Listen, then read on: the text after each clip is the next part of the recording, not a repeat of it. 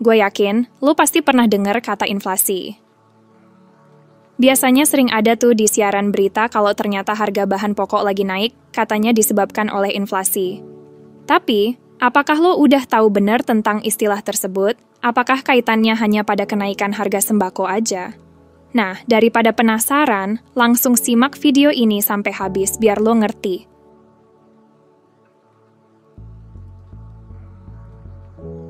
Seperti biasa, sebelum gue membahas lebih lanjut mengenai materi inflasi, ada baiknya lo memahami dulu pengertian dari inflasi itu sendiri. Jadi pada dasarnya yang merupakan inflasi adalah peningkatan atau kenaikan harga umum dalam suatu perekonomian secara berkelanjutan selama periode tertentu.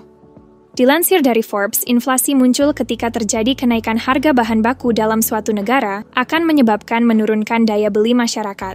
Tetapi hal ini tidak hanya terjadi pada barang atau jasa tertentu, melainkan pada kenaikan harga secara luas di seluruh sektor industri hingga seluruh perekonomian suatu negara. Simpelnya, kenaikan harga umum ini juga merupakan proses menurunnya nilai mata uang secara berkelanjutan. Biasanya sih, hal ini terjadi ketika uang yang beredar di masyarakat lebih banyak daripada yang dibutuhkan. Sehingga, penyebab umumnya adalah karena ketidakseimbangan antara arus uang dan barang. Yap, tentu saja masalah kenaikan harga umum ini mengikis nilai uang dan aset keuangan. Tapi kenaikan harga seperti saat Hari Raya Idul Fitri itu bukan termasuk inflasi ya. Hal ini karena kenaikan harga pada saat-saat tertentu hanya sementara dan tidak berkelanjutan.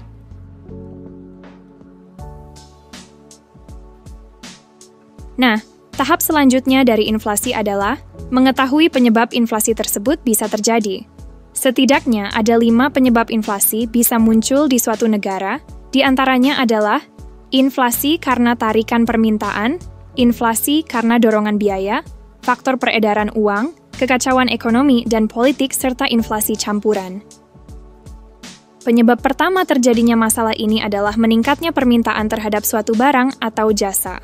Ketika penawaran dan permintaan akan barang jasa di dalam negeri untuk jangka panjang dibutuhkan oleh masyarakat dalam jumlah besar, hal itu akan terjadi kenaikan harga.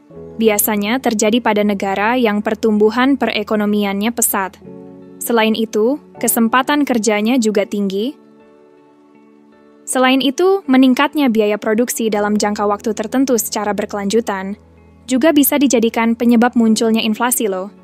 Biaya produksi yang baik dan tinggi itu bisa berasal dari naiknya harga bahan baku atau kenaikan upah pegawainya. Secara umum, ini terjadi ketika ada desakan biaya faktor produksi yang terus-menerus meningkat. Biasanya, masalah ini terjadi di negara dengan pertumbuhan ekonomi berkembang atau tumbuh pesat, namun angka pengangguran cukup rendah. Kenapa bisa seperti itu? Karena pasokan tenaga kerja di negara yang seperti itu terbatas, tapi permintaan akan barang jasa tinggi. Namun ada juga kasusnya seperti naiknya harga bahan baku terutama impor menyebabkan biaya produksi bertambah. Hal ini memungkinkan jenis inflasi dorongan biaya terjadi.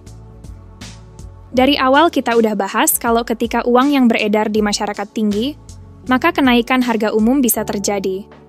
Hal ini karena ketika jumlah uang yang beredar tinggi, maka harga barang atau jasa juga akan meningkat juga.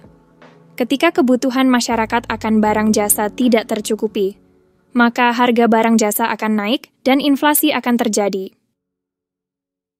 Ya, ekonomi dan politik suatu negara juga bisa menjadi penyebabnya.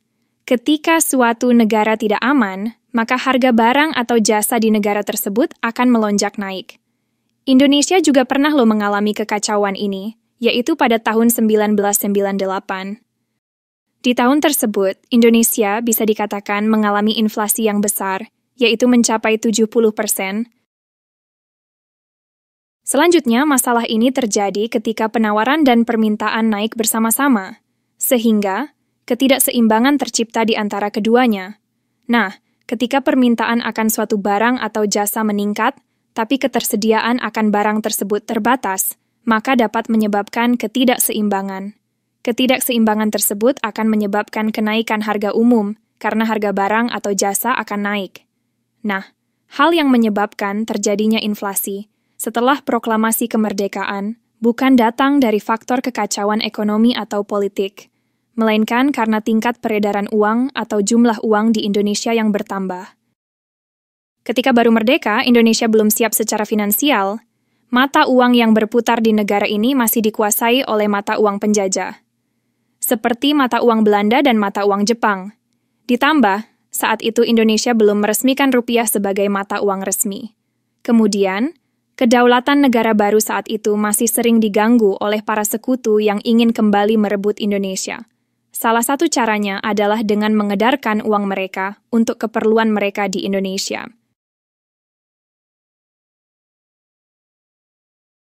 Kalau dilihat dari asalnya, inflasi bisa dibedakan menjadi dua, yaitu inflasi yang berasal dari dalam negeri dan berasal dari luar negeri. Inflasi yang berasal dari dalam negeri atau domestic inflation. Nah, biasanya sih inflasi ini diawali dengan adanya defisit APBN. Nah, kalau pemerintah memutuskan untuk membiayai APBN tersebut dengan cara mencetak uang baru, maka akan terjadi peningkatan jumlah uang yang beredar di masyarakat. Kalau uang yang beredar di masyarakat semakin banyak, pastinya harga barang atau jasa juga semakin meningkat. Sehingga, terjadi inflasi di dalam negeri. Inflasi yang berasal dari luar negeri atau imported inflation. Sesuai dengan asalnya, inflasi ini berasal dari luar negeri. Terjadi ketika harga barang atau jasa di luar negeri atau di negara mitra dagang meningkat. Nah, dengan meningkatnya harga-harga di sana, maka ketika barang tersebut dijual kembali, di dalam negeri tentu akan berpengaruh terhadap harga jualnya yang menjadi semakin tinggi. Dalam inflasi, selain dilihat dari asalnya, inflasi juga ada yang digolongkan berdasarkan sifatnya.